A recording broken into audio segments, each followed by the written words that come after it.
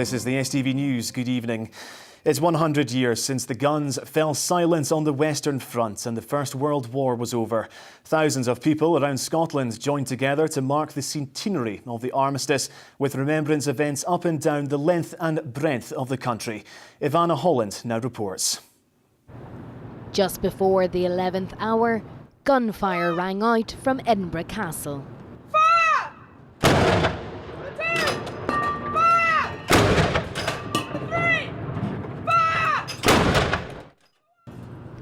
And then the guns fell silent, just as they did 100 years ago today. When the hour struck, a 2-minute silence was held across the country.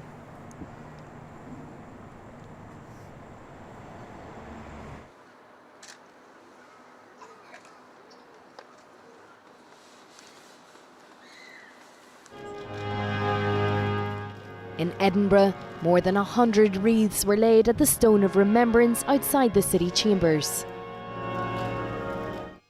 For those of us in today's generations, it's difficult to comprehend the scale of loss suffered by countries across the globe. So it's an opportunity to remember, but also for this generation to learn the lessons so that we may hope that we never see conflict of that scale and type again.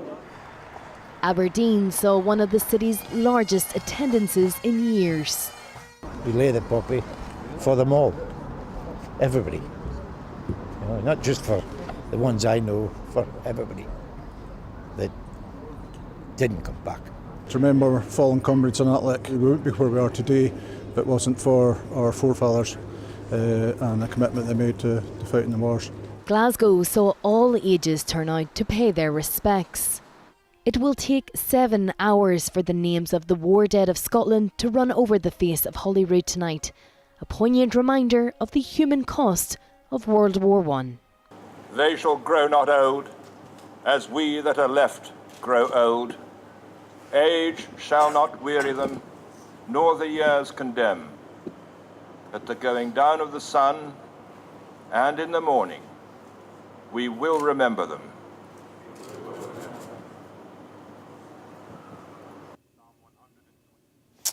Meanwhile, a unique commemoration has taken place to remember the dead on Scotland's beaches. In a touching tribute, 5 faces of local heroes who served during World War I have been created in the sand.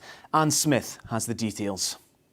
The poignant portrait of a forgotten war poet. Charles Hamilton Sorley's image in Murray, one of 5 silhouettes of the dead, etched in the sand on beaches around Scotland. A canvas of commemoration to those who left these shores never to return. The project's been organised by film director Danny Boyle. Drawings were made at beaches from as far away as Ayr, Benbecula and St Ninians in Shetland.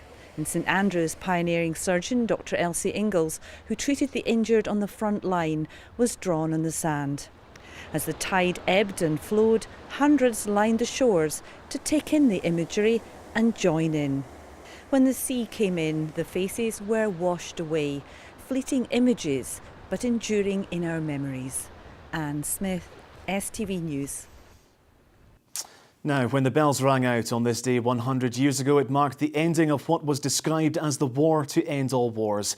1,400 bell ringers lost their lives in the conflict. Ringers from across the country have joined together to commemorate Armistice Day. We spoke to a group from Dunblane Cathedral about what taking part has meant for them.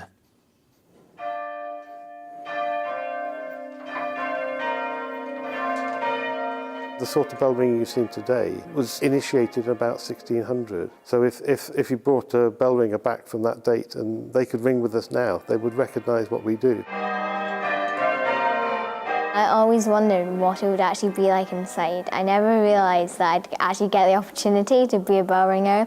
So I was ecstatic when the email from my scout leader came through, and I knew I just had to sign up right away.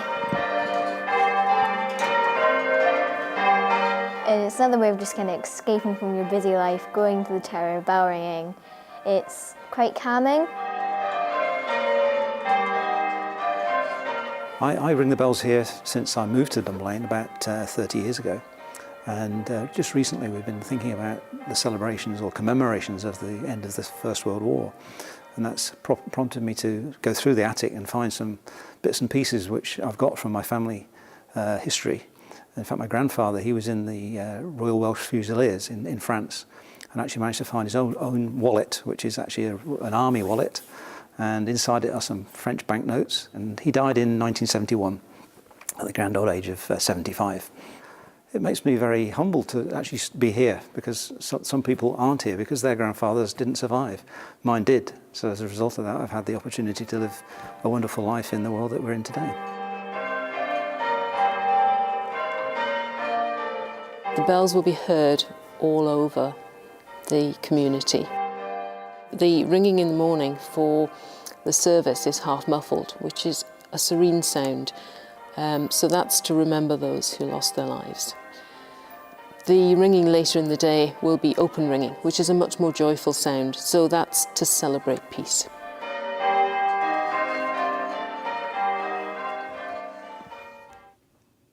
A 10-year-old boy has died and an 8-year-old girl has been left seriously injured following an incident at a property in Cooper Angus. Police were called to a house on Union Street at around 2:30 this morning. Officers found 2 children at the property and an injured man nearby. A 37-year-old man has been arrested in connection with the incident. There have been 2 fatal crashes in Scotland in the last 24 hours. An 80-year-old woman has died and 2 others are seriously injured after a collision on the A1 in East Lothian yesterday afternoon. It's understood one of the 2 cars involved was travelling in the wrong direction. Elsewhere, a 17-year-old man has died and 2 other teenagers are seriously injured following a crash near Kirkcaldy this morning.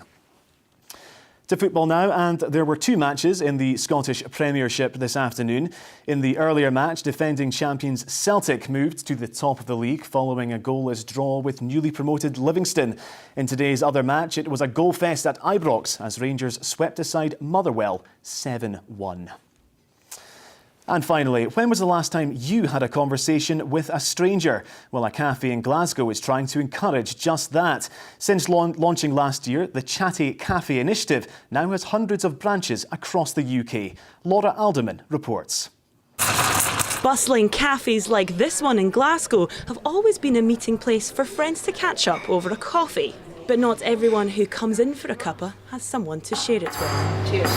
Enjoy. Thank you. Spoon Cafe in the city centre is trying to change that. We allocate a table within the cafe which is designated as the chatter and natter table. If you are on your own and you would like to have company and you would like to chat with someone else, you can sit at that table and we know that you're up for a chat. They want to combat rising levels of loneliness in Scotland and to get strangers talking. For regulars and staff, it's been a big hit. It's interesting sometimes you go to restaurants and people come in as couples or foursomes and they're sitting there with their phones, no conversation. So if you're feeling lonely, then you're not alone. The Scottish Government estimate 9 million of us experience loneliness often or all the time. And that's not just bad for our mental health, but can lead to serious physical health conditions too. In an increasingly digital world, it's hoped that chatter and natter tables like this one can continue to support real-life conversations. Laura Alderman, STV News, Glasgow. Well, that's all from STV News for the moment. From everyone here on the Weekend team, enjoy the rest of your evening. Bye-bye.